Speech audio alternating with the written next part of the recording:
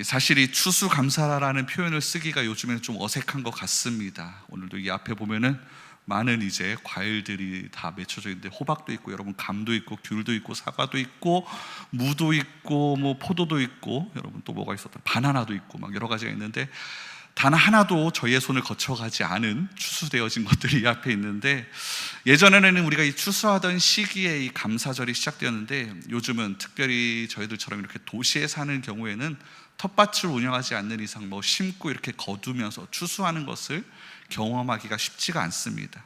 그래서 이렇게 추수감사라는 이름으로 함께 예배하기가 좀 애매한 느낌이 드는데, 그래서 저는 그냥 감사절이라는 말이 좀 더 적합하다라는 느낌이 듭니다.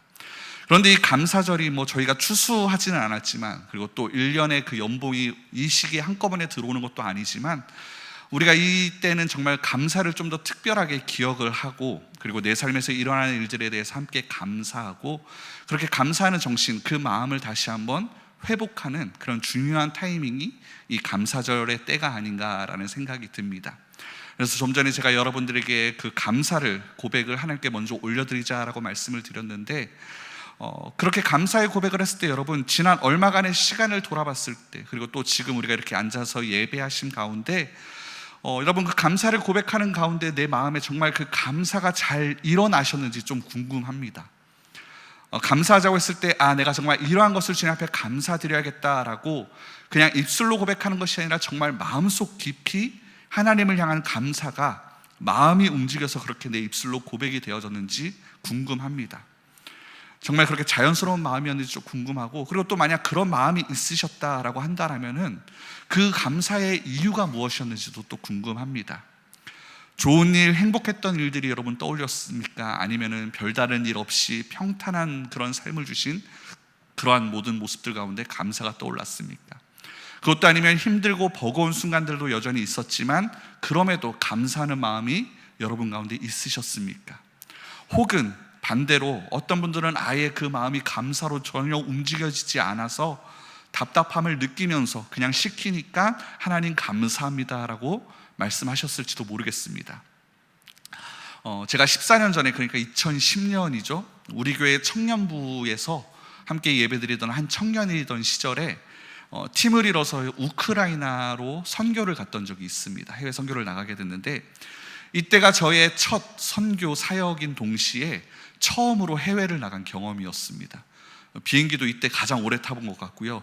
그리고 무엇보다 그때 제가 신학생이었는데, 선교를 나간 경험도 없는 저에게 신학생이니까 그냥 선교 팀장을 맡아라 라고 해가지고 팀장으로 해외 선교를 나갔던 적이 있습니다.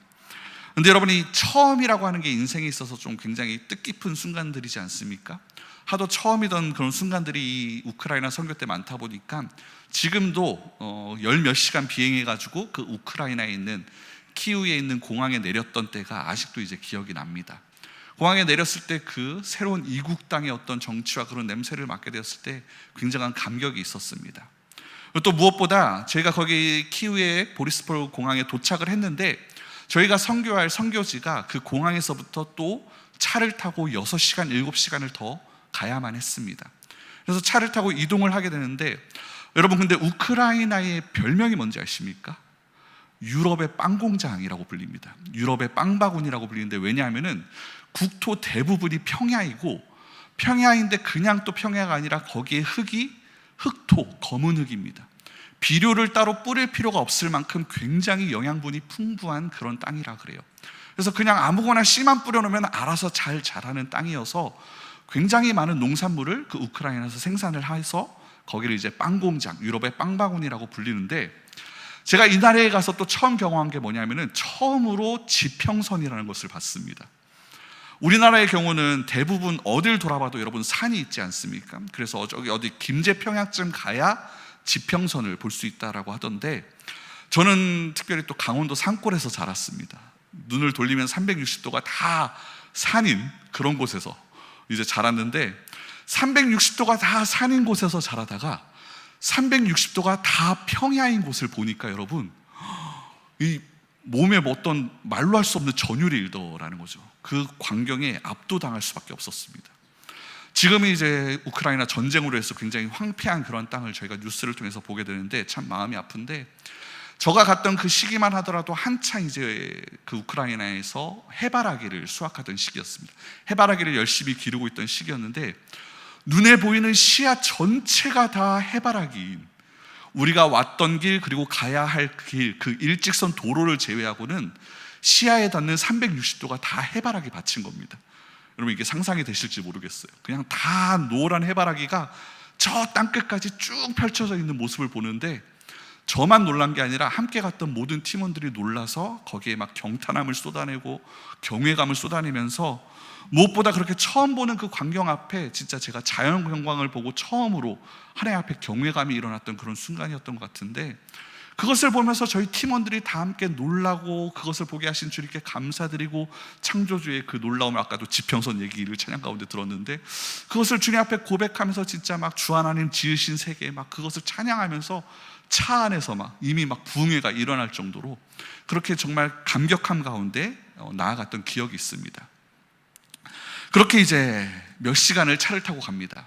3시간, 4시간, 5시간 차를 타고 가는데, 문제는 뭐냐면은 눈앞에 보여지는 풍경이 변화가 없는 겁니다, 여러분.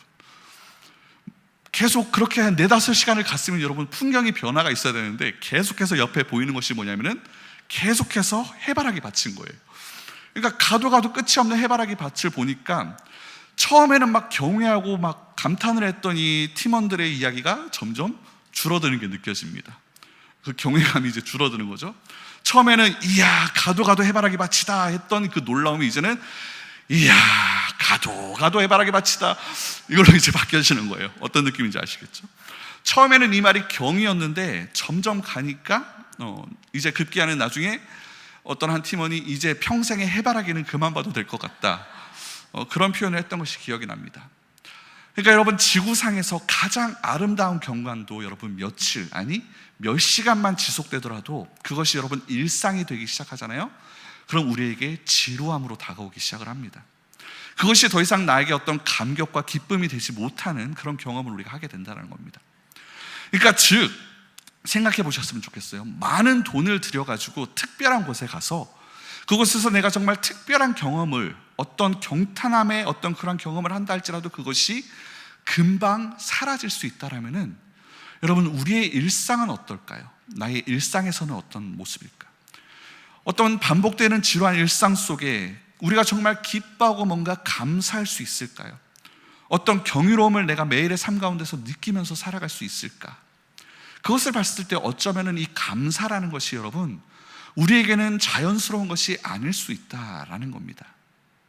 분명 우리의 삶에 여러분 그 경이로움을 체험하는, 그래서 입 밖으로 정말 감사가 저절로 튀어나오는 그런 순간들을 우리 삶에서 다들 경험하셨을 겁니다.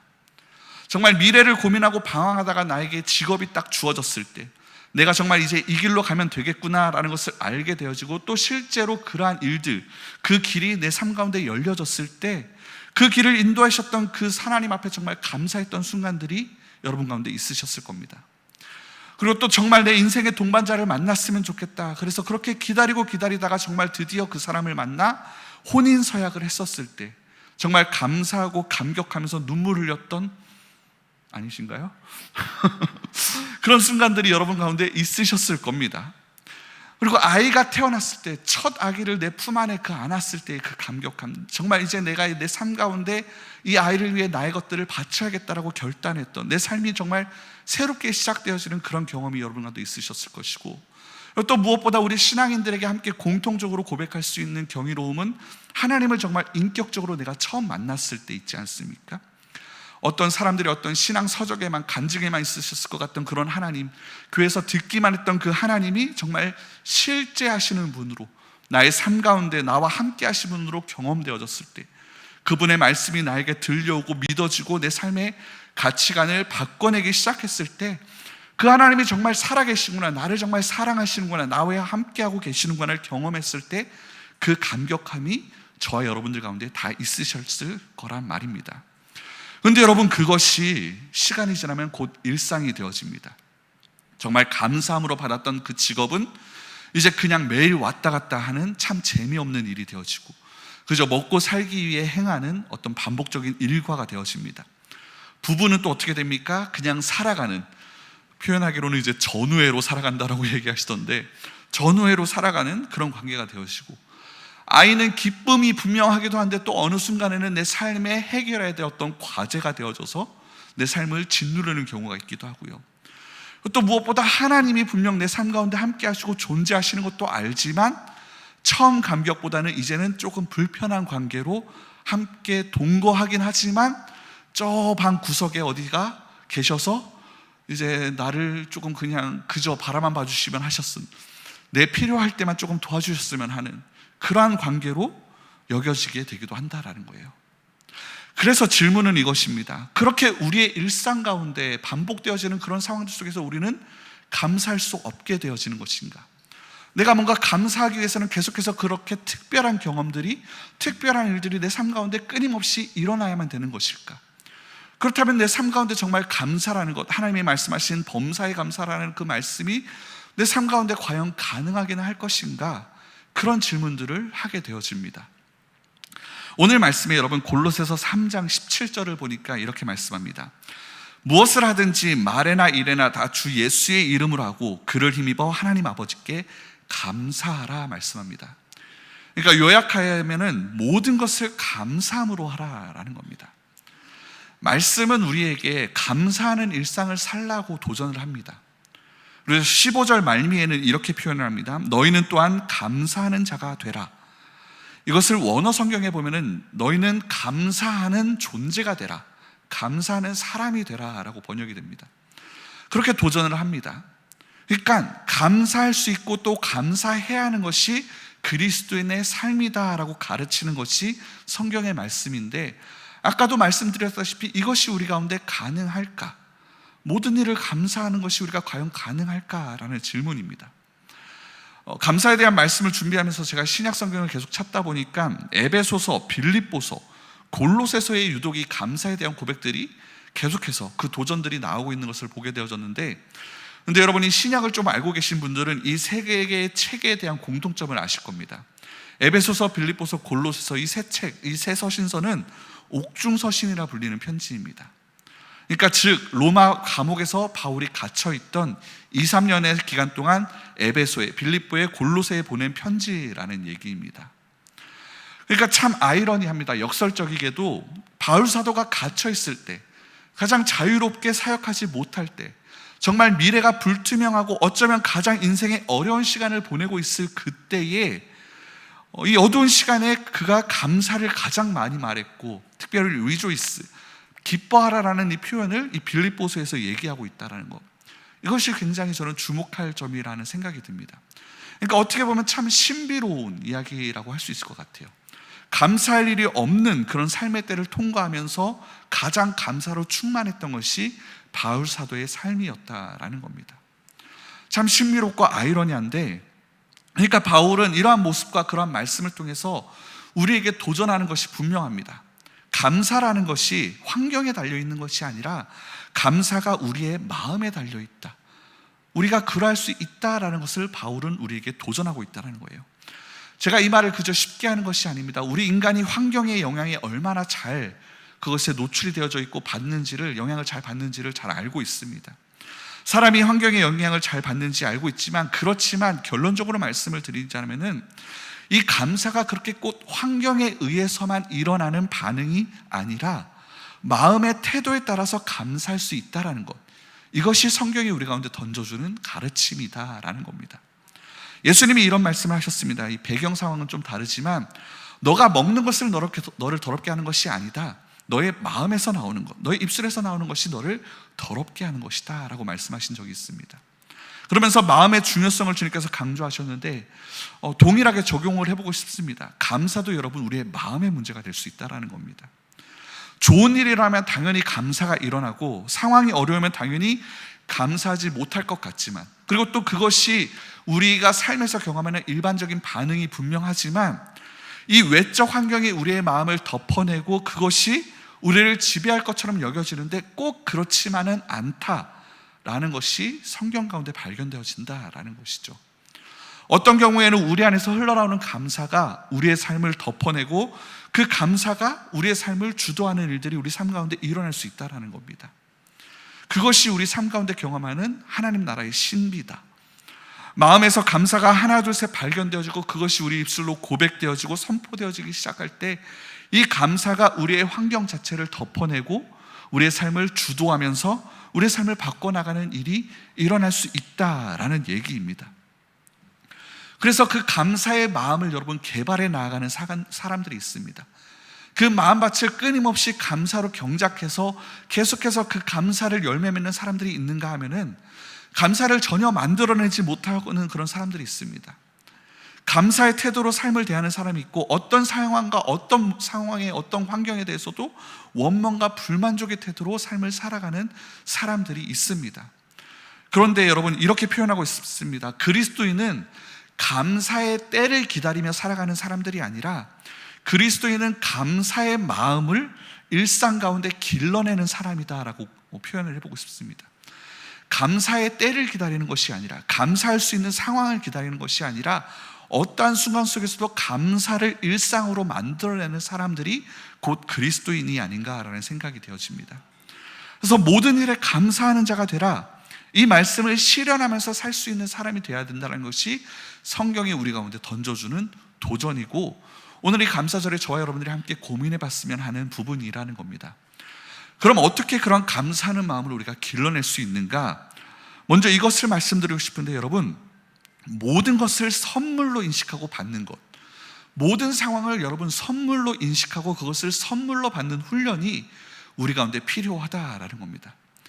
여러분이 선물을 어떻게 정의하는지에 따라 우리의 삶의 태도가 바뀌어질 수 있습니다.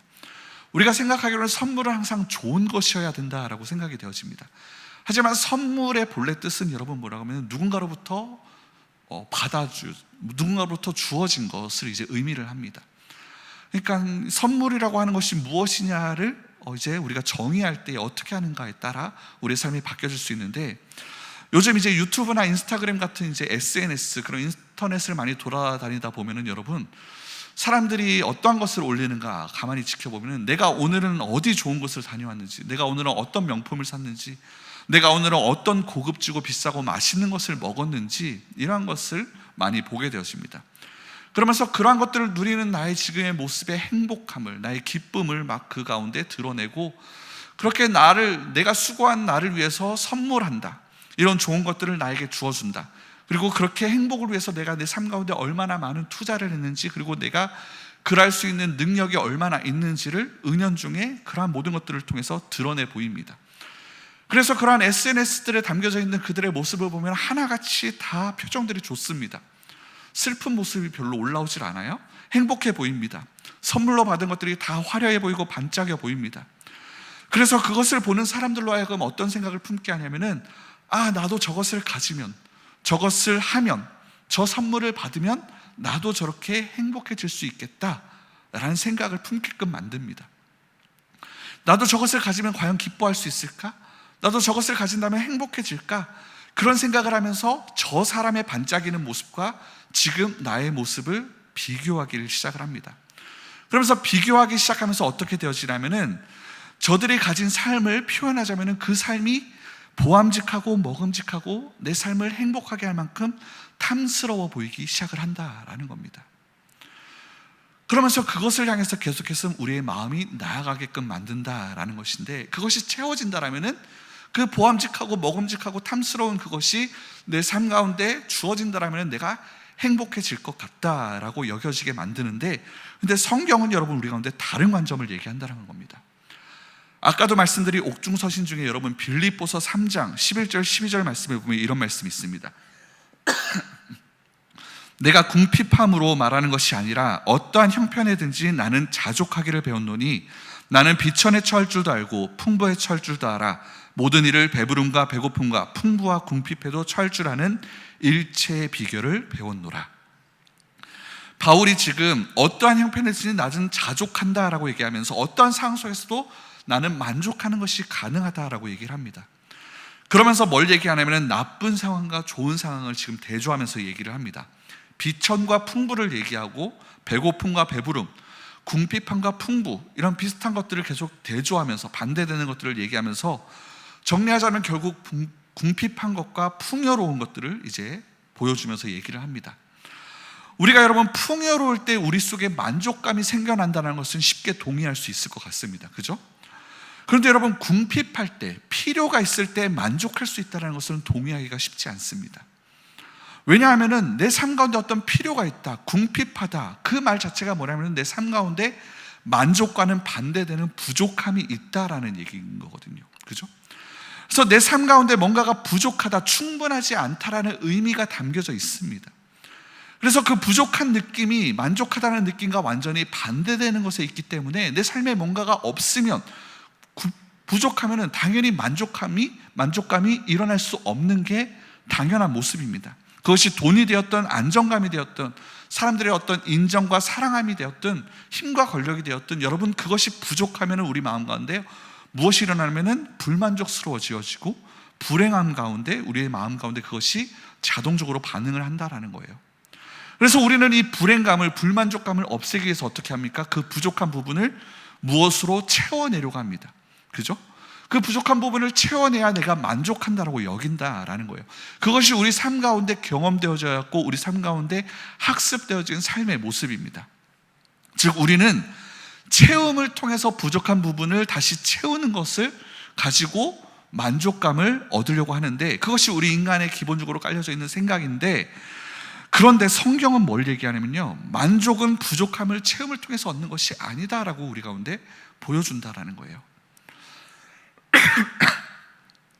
우리가 뭔가 채워짐을 통해서 내가 만족감을 얻을 수 있고 부족한 부분을 채우는 것이 나를 만족감 가운데로 이끌어낸다라고 여기고, 그것의 생각에 기초해서 우리가 살아가고 우리가 SNS에서 보는 그 사람들의 모습도 딱 그러한 모습으로 나는 지금 이만큼 채워져 있기 때문에 나는 행복하고 나는 만족하는 삶을 살고 있다, 나는 이만큼 나를 채워냈다, 그런 것을 뽐내는 것을 보면서 나도 저렇게 됐으면 좋겠다라는 마음을 가지고 살아가는 우리인데, 근데 성경은 그렇지 않다라는 겁니다. 당연히 가득히 채워져야만 내가 만족할 것 같다라고 여겨졌는데 바울이 얘기하기는 그 채움이 만족의 비결이 아니다라고 하는 거예요. 그러면 무엇을 통해서 우리가 만족감을 얻을 수 있는가? 빌립보서에서 바울은 만족은 배우는 것이다 라고 얘기합니다. 나는 어떠한 환경에서든 자족하는 것을 배웠다라고 얘기를 해요. 만족은 체험으로부터 오는 것이 아니라 만족은 배워가는 것이다 라고 굉장히 다른 차원으로 하나님의 백성들에게 가르침을 주고 있다는 거예요. 여러분 우리의 처한 상황이 어떻습니까? 실생활에 보여지는 겪는 상황들은 여러분 사실상 우리 삶의 부족함의 천지입니다. 그죠? 여러분 이 시간 우리 삶 가운데 충분히 내가 만족되었다라고 자신 있게 얘기할 수 있는 분 계시나요? 우리 인생은 그렇지 않습니다. 여러분 무조건 어떤 부족함이 보여질 수밖에 없습니다. 세상이 여러분 괜히 우리 가운데 유혹이 되어지고 괜히 반짝여 보이는 게 아닙니다. 나에게 부족한 것들을 가진 사람들이 세상 가운데 너무나도 많이 있고요, 저들은 너무나도 많은 것들을 누리고 있습니다. 나는 너무나도 없는 것 같은데 저들은 너무나도 그것이 넘쳐납니다. 그렇게 나에게 없는 것을 볼 때면 뭐가 일어나면 내 마음 가운데 원망과 불평이 일어나게 되어집니다. 그런데 이처럼 여러분 내 삶 가운데 정말 그렇게 부족함이 가득한 삶의 모습으로 보인다면, 나를 볼 때 정말 어떤 나의 가족을 볼 때, 교회를 볼 때, 우리 이웃을, 일터를, 나의 상황을 볼 때 온갖 결핍만 내 눈에 보인다면 여러분 그것은 사탄에게 속고 있는 것이라고 말씀드리고 싶습니다. 정말 우리 삶 가운데 여러분 채워짐이 없을까요? 우리 삶 가운데 선물이 없을까요? 우리의 마음이 가난한 이유는 여러분 선물이 없어서가 아닙니다. 채워지는 은혜가 없기 때문에 여러분 가난한 것이 아닙니다. 우리의 마음의 가난함은 우리가 사탄에게 속이는 그 생각에 걸려들었기 때문이라는 겁니다. 저것만 있으면 내가 더 행복해질 수 있을 것 같다는 생각, 저것만 내게 채워진다면 내 삶이 정말 완벽해질 수 있을 것 같다는 생각, 사탄이 던져주는 이 생각 가운데 우리의 마음이 사로잡혀져서 그 생각을 가지고 우리가 세상을 바라보니까 그 세상이 보암직하고 먹음직하고 나를 행복하게 할 만큼 탐스러워 보여지는 겁니다. 나에게 없는 저것을 계속해서 가지게끔 부추겨내고 그렇게 여겨지고 내 삶 가운데 선물이 하나도 없다라고 여겨지게 만드는 일들이, 그 유혹의 소리를 듣고 그 생각을 가지고 세상을 바라보니까 그렇게 보여지기 시작한다라는 것이죠. 그런데 사랑하는 성도 여러분, 우리가 감사한다고 하는 것은 다르게 표현하면은 내 삶에서 선물을 인식한다라는 얘기입니다. 내 삶을 바라보면서 여기에도 선물이 있네? 이것도 나에게 주어진 선물이었네. 이렇게 그것을 발견하면은 여러분 그것이 어떻게 되어지냐면은 감사로 연결이 되어집니다. 우리가 왜 감사합니까? 누군가가 뭔가를 내게 줬기 때문이지 않습니까? 그죠? 내가 뭔가를 받았을 때 여러분 우리는 감사를 합니다.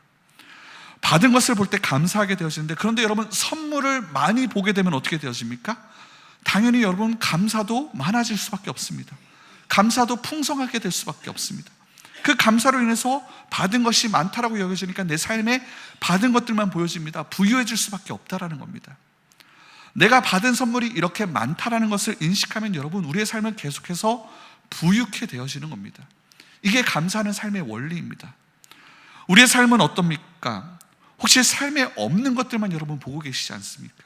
내 삶에 걸려 넘어지게 하는 장애물들만 여러분 시선이 가 있지 않습니까? 제가 우리 삶이 충분히 그럴 수 있다는 것을 공감을 합니다.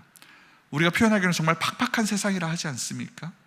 그만큼 쉽지 않고 어려운 것이 우리의 일상입니다. 그러한 현실을 제가 무시하는 것은 아닙니다. 그런데 분명한 것은 감사함을 통해서 우리가 그 선물을 계속해서 발견해내고 고백하고 그것을 감사함으로 받아내고 그 감사를 붙잡고 우리가 살아갈 때 우리의 삶이 변화되어 줄 수 있다는 게 확실하다라는 겁니다. 그것을 통해서 우리의 삶이 더욱더 부유하게 되어진다는 것이 성경이 우리 가운데 보여주는 진리라는 겁니다. 그래서 여러분 우리의 삶은 우리의 삶에서 무엇을 선택할지의 문제라는 거예요. 상황 앞에서, 문제 앞에서, 장애물 앞에서 우리가 무엇을 선택하느냐, 그것이 우리 가운데 주어진 문제라는 겁니다. 어쩌면 우리 삶에 가득해 보이는 장애물은 여러분 포장지가 허접한 선물일지도 모릅니다. 혹시 그런 선물을 받아보신 적 있으신가요? 제가 이제 생일이 되었을 때 저희 자녀들로부터 선물을 받았는데, 죄송합니다.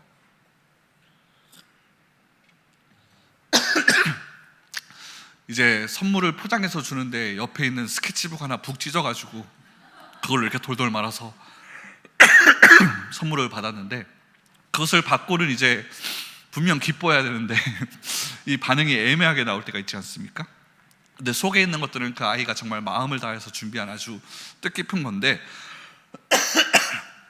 그런데 여러분 그 포장지가 그렇게 허접하다고 해가지고 우리가 열어보지 못하고 그냥 던져놓은, 그 안에 무엇이 있을지 정말 헤아려 보지 않은 그런 선물들이 우리 삶 가운데 굉장히 많을 수 있다라는 겁니다. 그러니까 여러분 열어보지 못하고 그렇게 내버려뒀던 것들, 발견하지 않고 그냥 눈 밖에서 내버려뒀던 것들을 여러분 발견할 수 있기를 바랍니다. 그 선물을 열어낼 수 있었으면 좋겠는데 그것이 우리 가운데 주님이 주시는 도전이 아닐까 싶습니다. 그리고 그것을 여러분 우리 삶 가운데 주어진 것들을 감사로 받아내면은 그것이 여러분 우리 가운데 선물이 되어지고 우리의 삶을 부유함으로 이끌어내는 귀한 일들이 되어진다라는 겁니다. 그래서 여러분 그 선물로 받아들이고 그것을 감사로 고백하는 자가 되기를 간절히 소망하는데, 그것을 위해서 우리가 무엇을 해야 하면은 기도해야만 된다라는 겁니다. 이 일이 여러분 그저 이루어지는 것이 아닙니다. 감사하는 것은 여러분 기도하는 것을 통해서 우리 마음 가운데 길러질 수 있다라는 거예요. 저는 그래서 이것을 전쟁이라고까지 표현을 하고 싶은데, 생각해 보십시오. 우리 삶의 상황들을 보면은 어렵고 힘든 문제들이 가득합니다. 그죠? 사실상 그 앞에 감사하는 것이 쉽게 일어나지 않는 게 당연합니다. 그런 어려운 문제 앞에서 어떻게 감사를 고백할 수 있겠습니까? 그것은 근데 우리 삶에 주어진 그런 모든 상황들 앞에서 정말 내 삶을 하나님 앞에 내어 맡기고 그 삶 하나하나를 하나님 앞에서 음미하면서 주님과 함께 하나님께서 우리에게 주시는 그 음성 앞에 내가 정말 귀를 기울이고 하나님이 말씀하시고 그리고 나와 함께 하신다라는 것을, 기도하는 것을 통해서 경험할 때에 우리 삶 가운데 감사로 그것이 고백되어질 수 있다라는 겁니다. 결코 갑자기 일어나는 일이 아니다라는 것이죠. 그래서 오늘 읽지 않았지만 골로새서 4장 2절에 이렇게 말씀을 합니다. 기도를 계속하고 기도에 감사함으로 깨어 있으라. 기도를 계속하고 기도에 감사함으로 깨어 있으라. 이를 유진 피터슨의 메시지 성경에서는 이렇게 표현을 합니다. 부지런히 기도하십시오. 감사하는 마음으로 눈을 크게 뜨고 깨어 있으십시오. 다시 한번 읽어드릴게요. 부지런히 기도하십시오. 감사하는 마음으로 눈을 크게 뜨고 깨어 있으십시오. 깨어서 기도하는데 어떻게 깨어 있냐면은 눈을 활짝 열고 감사를 계속 찾아다니는 것을 기도로 묘사를 하고 있다라는 겁니다. 그러니까 여러분 우리는 기도할 때 하나님이 우리 가운데 어떠한 일을 행하셨는지를 발견할 수 있습니다. 밤에 잠들기 전에 하루를 마감하면서 하나님께서 하루 가운데 나에게 어떠한 선물을 주셨는지 기도하는 것을 통해서 내 삶을 돌아볼 수 있습니다. 오늘 아침에 눈을 뜨고 하루를 위해 기도하면서 하나님께서 나에게 어떠한 선물을 주실지 기대하는 마음으로 하루를 열어갈 수 있습니다. 그러한 기도하는 것들을 통해서 하나님께서 내 삶 가운데 역사하시는 것들을 여러분 우리는 발견하고 그것이 하나님이 하셨다라는 것을 고백하면서 하나님께 영광을 돌릴 수 있게 되어집니다. 그러니 여러분 한 주 가운데 여러분 도전합니다. 감사함으로 눈을 크게 뜨고 주님께서 내 삶 가운데 어떠한 것들을 주셨는지 어떠한 선물을 허락하셨는지를 눈을 크게 뜨고 발견해내시기를 바랍니다. 그 기도함을 통해서 그 선물을 발견할 때 여러분 그 감사함이 우리 입술 가운데서 고백되어지고 이러한 훈련들이 우리 가운데 계속되어질 때 여러분 우리의 삶이 부유하게 될 줄 믿습니다. 넘쳐나게 될 줄 믿습니다. 그것이 하나님께서 우리 하나님 백성에게 주신 하나님 나라의 신비일 것입니다. 말씀을 정리하면은 이 하나님께서 주신 이 감사, 너희가 범사에 감사하라지만 여러분이 감사가 결코 그 마음이 쉽게 일어나지 않습니다. 그냥 가만히 있으면 여러분 그 우리의 마음은 결코 부유해질 수 없습니다. 그래서 말씀은 하나님 앞에 기도하면서 감사하는 자가 되라라고 권면하고 또 바울 사도를 통해서 우리 삶 가운데 그 삶의 모델이 어떠한지를 우리 가운데 보여주면서 그 일이 우리 가운데서도 일어날 수 있다는 것을 계속해서 도전하고 있습니다. 오늘 감사절, 진정 감사할 수 있는 때가 되기를 주님의 이름으로 축원을 드립니다. 또 감사를 다시 한번 회복함으로 우리가 그 감사의 입술로 정말 훈련하는 그러한 날이 되어지기를 소망합니다. 어쩌면 여러분 우리 삶 가운데 나아갈 때에 우리가 감사할 상황보다 더 어려운 상황들, 감사하기 어려운 상황들이 그렇게 감사할 수 있는 상황보다 더 많을 수밖에 없을지도 모릅니다. 또 아까도 얘기했지만 감사할 수 있는 순간들은 우리 삶에서 정말 순간순간 지나가게 될 것입니다. 근데 그것은 왜 그러냐면은 우리가 이 세상에 속하였지만 이 세상에 속하여서 이 세상을 살아가지만 이 세상에 속하여서 살아가는 자들이 아니라 세상의 것이 아니라 하나님의 것이기 때문에 겪을 수밖에 없는 일들일 것입니다.